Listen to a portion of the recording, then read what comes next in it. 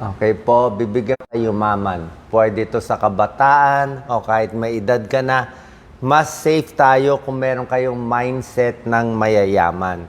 Dito nakikita ko nagkakamali ang maraming tao, lalo na mga kabataan.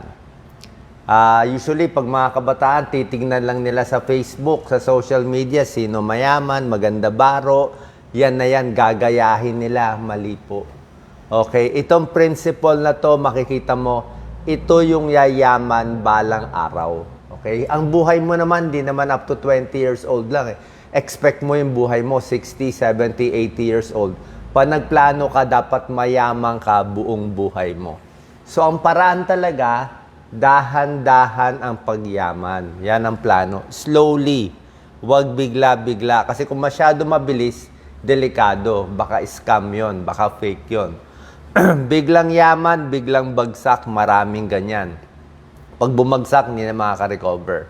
Maraming libro yan. Yung mga para sa sarili mo, para ma-improve mo sarili mo. Law of Attraction, Dumating ang Pera, Positive Thinking, noon pa yan. Ang attitude mahalaga. So maraming libro yan na paano mo i-improve ang sarili mo para maging mas magaling ka, mas kikita ka ng pera. Anyway, iso-shortcut ko na sa inyo. 9 mindset kung saan nagkakamali ang maraming kababayan natin. Actually, itong poor mindset ang marami meron ang ating kababayan. Pag nagkamali kayo sa isa sa siyam dito, mahirap yumaman. Baka maging mahirap pang matagalan. Ito attitude ng mahirap. Tutulong lang ako sa iyo kung may tutulong ka sa akin. Very common yan eh. Palitan, di ba? Pag meeting pa lang kayo, ito bibigay ko sa iyo, ito kukunin ko, ito bibigay, ito kukunin ko. Pag ganyan yung taong kausap mo, magtago ka na, umalis ka na. Kasi pag naipit ka sa kotse, nasusunog, di ka niya tutulungan. Delikado yung ganitong tao, swapang yan. Isip nila, tama to, di ba? Palitan naman eh, di ba? May trabaho ako, bayad. Hindi maganda yan. Unang-una, wala kang tiwala sa taong yan. Wala kang tiwala, wala kang respeto, puro pansarili lang siya. So, pag ganyan, hindi mo magugustuhan yung tao.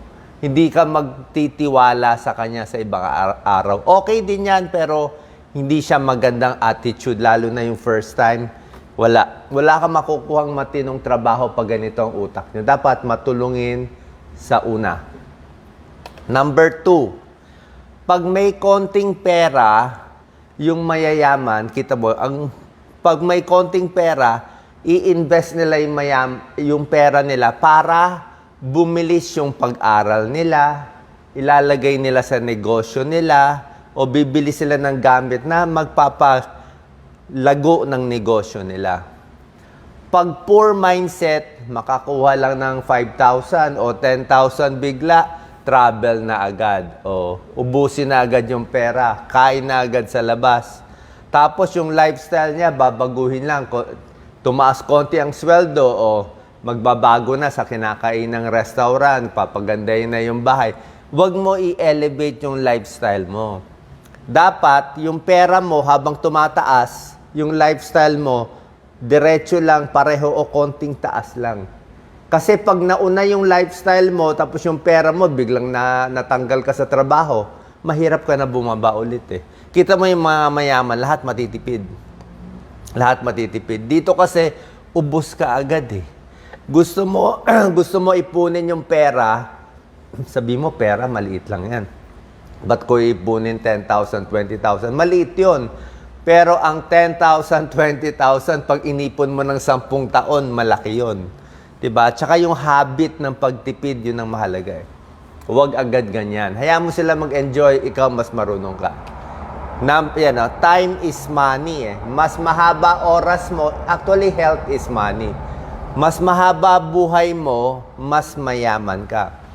Meron kang kaibigan, okay? Mayaman siya at edad 50 years old, di ba?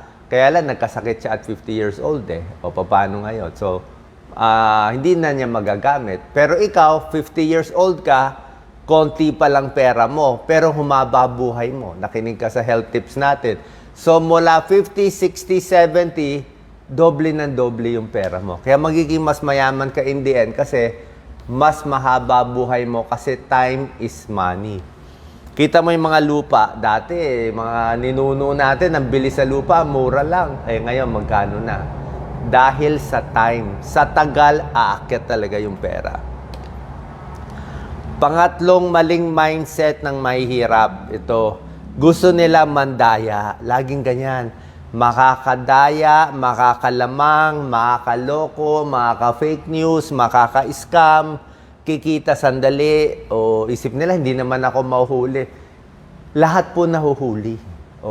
99%, hindi ka man mahuli ngayon, mahuhuli ka sa ibang araw. Just imagine, malaman ng asawa mo, ng kaibigan mo na nanloloko ka pala all throughout, nag-i-scam ka sa bangko, nag-i-scam ka sa Facebook, nag-i-scam ka sa tao. Pag nahuli ka, baka ma-expose ka pa, baka Facebook pa makahuli sa'yo. Pag nahuli ka isang beses, habang buhay, ex ka na sa tao. Habang buhay, wala ka na makukuha ng trabaho. Magtataal unless magpapalit ka ng muka. Sayang parang ba't mo isusugal yung pangalan mo habang buhay sa konting pera?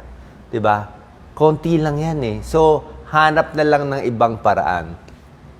Ang poor mindset, laging connection. Tama yan, sa Pilipinas, kailangan mo ng connection.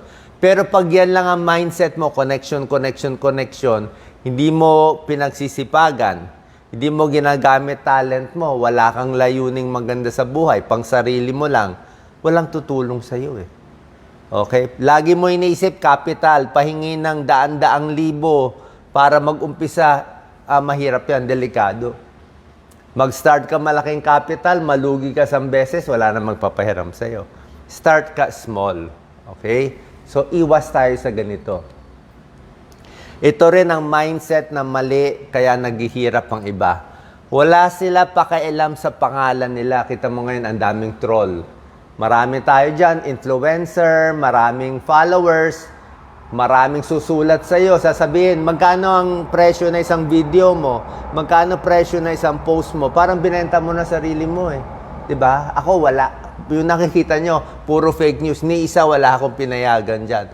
So, pag binenta mo yung pangalan mo for 8,000 pesos, gagawa ka ng isang video, kunwari maganda to o negatibo to, lalo na kung sa politiko kayo nagpapabayad, hindi po maganda talaga. Sira na pangalan mo for life, lalo na ngayon.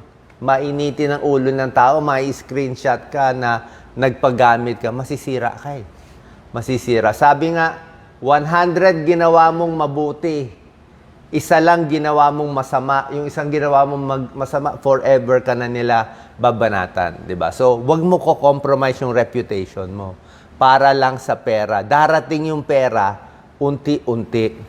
Okay? Reputation is everything, yung brand mo. Okay? O itong kaibigan ko, matino yan. Hindi yan sumasama sa kalokohan. Kung illegal, ayaw niyan.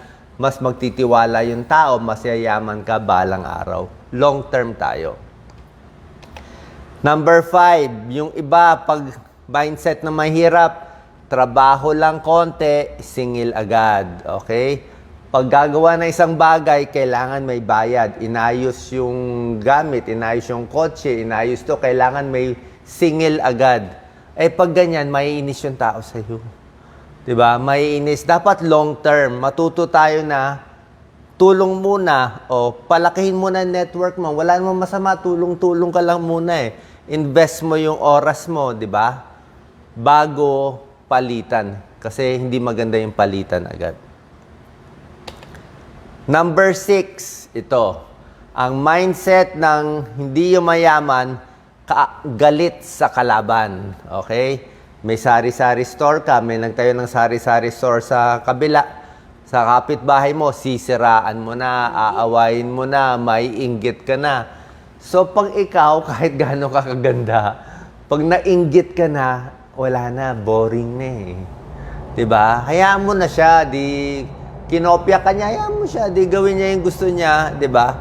Gawin niya yung gusto niya, matuto ka, diba? Lahat naman ng negative, merong negative nangyari sa'yo, may gumaya sa tindahan mo, okay lang, magbago ka, matuto ka, mag-aral ka. Ubusin mo yung oras mo paano pagalingin yung content mo. Kung content ka sa social media, pagalingin mo yung content mo, magtrabaho ka lang, tahimik lang, kahit walang views, okay lang.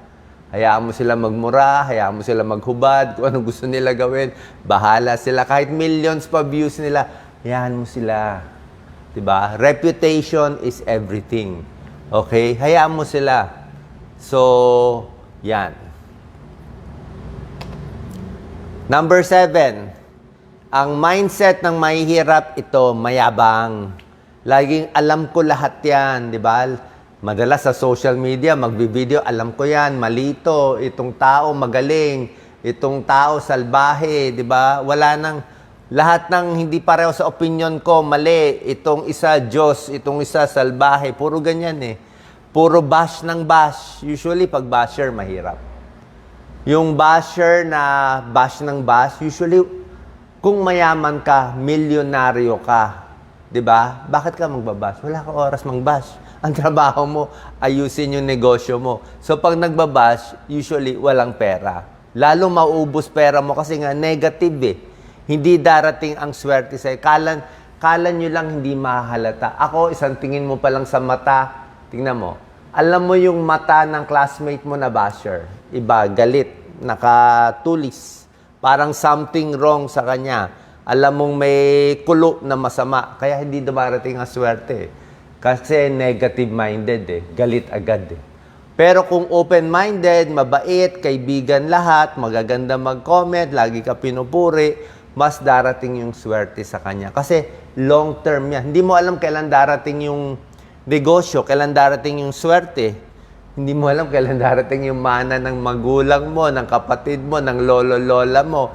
Hindi mo alam, binabantayan lang yung ugali mo. Di ba? Number 8. Pag poor mindset, nagkaroon ng problema, quit agad, ayaw agad. O minsan, alam na palugi, sige-sige pa rin.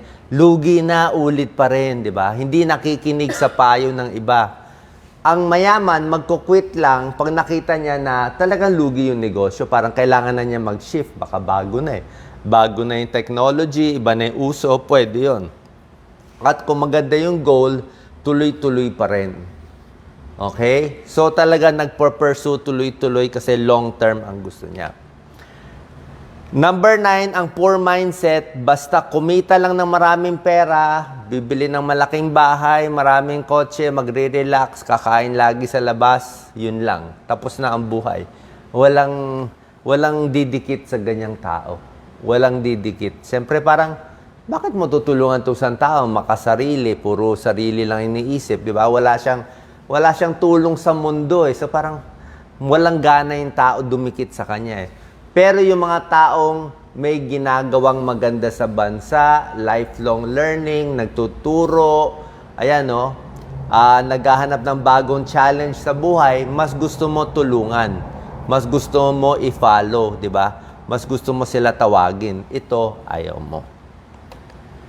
So, itong mga mindset, baka may nasasagasaan, pero itry nyo baguhin. Kasi mas yayaman ka dito. Huwag mo expect, sabi mo, 30 years old, 40 years old, wala pa akong pera. Okay lang yan. 55 na ako o 60, sabihin mo, wala pa akong pera. Okay lang yan, tiyaga lang yan. One day, darating yan. Kasi slowly, yung inipon mo dati na mabuting goodwill, babalik yan. Di ba? Tapos, kung di mo bumalik dito sa mundo, di sa kabilang buhay, okay din naman, di ba? Wala kang inaway. Isa pang obstacles ng being rich, yung personality. Okay? May mga kababayan tayo, matatakotin, puro ganito ang mentality. Hindi ko kaya yan. Okay? Hindi ko deserve kumita. Hindi ko deserve magtagumpay. Meron ganyan mga depressed to. Hindi ako laging handa. Hindi ko na kaya magbago, ganito na ako, bahala kayo lahat, sumunod kayo sa ugali ko. Maling-mali ito. O, nakita ko may pagkakamali ka sa mukha mo, sasabihan kita, papahiyain kita sa buong mundo, o ipopost ko, mali yun. Kasi sinira mo siya, hindi mo naman siya kilala eh. Hindi mo siya kilala, hindi mo alam ano pinagdaraanan niya. Sinira mo siya, lagot yung nanira. Akala nyo lang sisikat yung naninira, pero actually, walang didikit sa kanya. Kaya hindi sinuswerte. Ano? Hindi na ako magbabago. Pwede ka magbago. Wala akong oras, wala akong talent, wala akong pera. Ito yung obstacle na nakakasira sa iyo. Dapat ganito, okay? Pag-aaralan mo, I can do it. I deserve to be successful. Ready ka na. Kaya ko magbago. At syempre, aaralin ko para magkaroon ng resources. Okay? Sana nakatulong to. Huwag masyadong mainip. Basta yung tamang focus lang, matino, maayos, okay lang. Hayaan mo mas mayaman yung iba. Sa'yo, easy-easy lang. In the end, basta maganda layunin mo, hindi ka nanluloko, mananalo tayo in the end. Good luck po.